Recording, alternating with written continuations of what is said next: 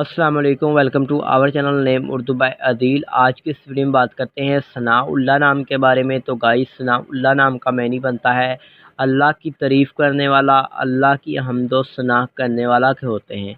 सनाउल्लाह नाम के तख्लीक ज़बान में बात की जाए तो ये एक अरबी ज़बान का नाम होता है। सनाउल्लाह जिन्स लड़का होता है।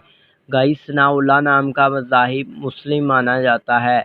सनाउल्लाह नाम के हामी नंबर 5, 2, 7, 9 और 14 होते हैं। सनाउल्लाह नाम का लकी नंबर 5 माना जाता है, लेकिन सही लकी नंबर के लिए अपना डेट ऑफ बर्थ ज़रूर बताएं।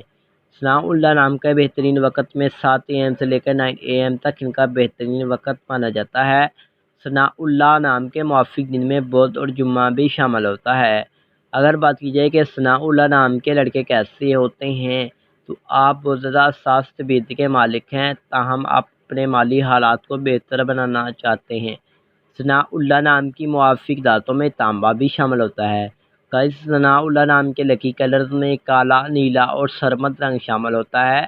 सनाउल्लाह नाम के मुवाफ़िक पत्थर में नीलम पत्थर शामिल होता है। कमेंट में बताइएगा किसी भी नाम के लेटर में नहीं चाहते हैं तो।